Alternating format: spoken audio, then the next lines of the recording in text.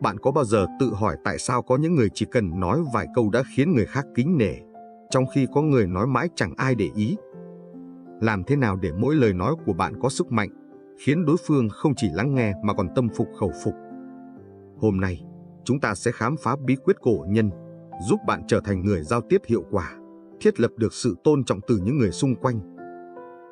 Một trong những hiểu lầm lớn nhất trong giao tiếp là nghĩ rằng chỉ cần nhẫn nhịn, mềm mỏng là sẽ được yêu quý và tôn trọng. Nhưng thực tế, nhẫn nhịn mà không có nguyên tắc không phải là cách tốt nhất.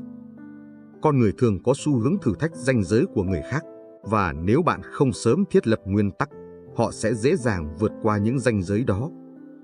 Điều này đặc biệt đúng trong các mối quan hệ với vợ chồng, con cái, đối tác, nhân viên hay bạn bè. 1. Thiết lập nguyên tắc và ranh giới rõ ràng, bí quyết vàng trong giao tiếp. Có một điều mà không phải ai cũng hiểu, nhường nhịn mọi thứ không đồng nghĩa với việc bạn sẽ nhận được sự tôn trọng từ người khác. Thực tế, nhẫn nhịn quá mức có thể khiến bạn trở thành miếng mồi cho sự ích kỷ của người khác. Điều quan trọng là cần thiết lập ranh giới rõ ràng từ đầu, và không ai được phép vượt qua chúng. Hãy nhớ rằng, ranh giới không chỉ giúp bảo vệ bạn, mà còn làm cho mối quan hệ trở nên cân bằng và lành mạnh hơn. Cổ nhân đã dạy rằng, nếu bạn không muốn bị người khác lấn lướt, bạn phải biết cách nói không. Điều này không có nghĩa là bạn phải trở nên khó tính hay lạnh lùng, mà là bạn phải biết khi nào cần phải cứng rắn, biết cách bảo vệ bản thân và những giá trị bạn đại diện. Hãy nghĩ về tình huống trong gia đình. Nếu bạn không thiết lập ranh giới rõ ràng với con cái ngay từ nhỏ, chúng sẽ không hiểu được sự cần thiết của việc tôn trọng và tuân thủ kỷ luật. Một câu chuyện điển hình là cách mà một người cha đã dạy con trai mình. Ban đầu, người cha này không kiên quyết trong việc đặt ra giới hạn với con, khiến đứa trẻ ngày càng trở nên thiếu tôn trọng và lấn lướt. Nhưng sau khi ông quyết định thiết lập các hình phạt nghiêm khắc, đứa trẻ dần hiểu ra rằng mỗi hành động sai lầm đều có hậu quả, và từ đó nó trở nên ngoan ngoãn và kính trọng cha mình hơn.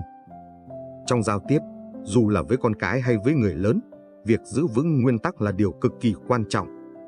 Khi ranh giới bị xóa nhòa, người khác sẽ không còn tôn trọng bạn, và họ sẽ không cảm thấy cần phải đối xử tốt với bạn. 2. Nguyên tắc điểm nhớ đau và điểm nhớ sướng. Một trong những bí quyết quan trọng nhất của giao tiếp hiệu quả là áp dụng nguyên tắc điểm nhớ đau và điểm nhớ sướng. Điều này có nghĩa là, khi một người vi phạm ranh giới của bạn, bạn phải khiến họ nhớ đến hậu quả tiêu cực mà họ đã gây ra, để họ không tái phạm trong tương lai. Ngược lại, khi họ hành xử đúng mực và tôn trọng giới hạn của bạn, hãy khen ngợi và tưởng thưởng họ để họ thấy rõ sự khác biệt giữa việc làm đúng và sai. Ví dụ, khi một đứa trẻ tỏ ra cứng đầu và không nghe lời, thay vì bỏ qua hoặc phớt lờ, bạn cần có những biện pháp trừng phạt hợp lý, như hạn chế thời gian chơi hay không cho phép sử dụng đồ chơi yêu thích. Điều này tạo ra một điểm nhớ đau trong tâm trí đứa trẻ, giúp nó hiểu rằng hành động sai trái sẽ mang lại hậu quả không mong muốn. Ngược lại, khi trẻ ngoan ngoãn, hãy dành cho chúng những lời khen ngợi hoặc phần thưởng nhỏ để chúng nhận ra rằng việc cư xử đúng mực sẽ mang lại niềm vui và sự hài lòng. 3. Đừng để bản thân trở thành người bị lợi dụng.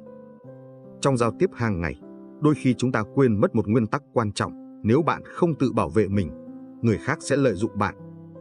Điều này không có nghĩa là phải trở nên khắc nghiệt hay cứng nhắc, mà là cần có sự tỉnh táo và kiên quyết. Trong mối quan hệ công việc, nếu bạn luôn nhường nhịn và không thiết lập nguyên tắc, người khác sẽ nghĩ rằng bạn dễ bị lợi dụng. Và khi họ vượt quá giới hạn, nếu bạn không có biện pháp xử lý ngay từ đầu, tình huống sẽ trở nên khó khăn hơn rất nhiều sau này. Vậy, làm thế nào để xây dựng mối quan hệ vững chắc? Cổ nhân đã dạy, để giao tiếp thành công, cần phải xác lập ranh giới ngay từ đầu.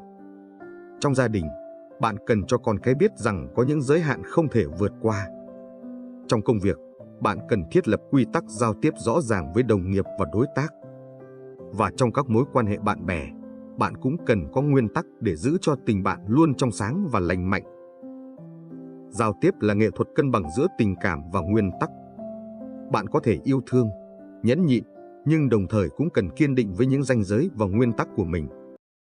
Khi bạn biết cách quản lý cảm xúc và thiết lập nguyên tắc, người khác sẽ tôn trọng bạn. Bí quyết giao tiếp để khiến người khác kính nể không nằm ở việc nhẫn nhịn hay chiều chuộng, mà là ở việc bạn biết thiết lập nguyên tắc và bảo vệ ranh giới của mình.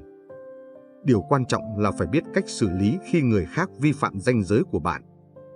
Hãy nhớ rằng, sự tôn trọng không đến từ sự hy sinh một chiều mà từ việc bạn biết cách bảo vệ chính mình và yêu cầu người khác tôn trọng giới hạn của bạn. Mọi mối quan hệ đều dựa trên mô thức tương tác mà bạn thiết lập. Nếu bạn muốn được người khác tôn trọng, bạn phải biết cách yêu cầu sự tôn trọng đó thông qua hành động, lời nói và cách cư xử. Hãy yêu thương, nhưng đừng quên bảo vệ bản thân. Hãy nhượng bộ khi cần, nhưng không bao giờ đánh mất nguyên tắc và ranh giới của mình. Khi bạn biết cách quản lý mối quan hệ với người khác bằng sự cương nhu đúng lúc, chắc chắn bạn sẽ nhận được sự tôn trọng và kính nể từ tất cả những người xung quanh. Như một câu nói nổi tiếng, người khác đối xử với bạn như thế nào phụ thuộc vào cách bạn đối xử với chính mình. Trong các mối quan hệ gia đình, công việc hay xã hội, bạn không thể làm hài lòng tất cả mọi người.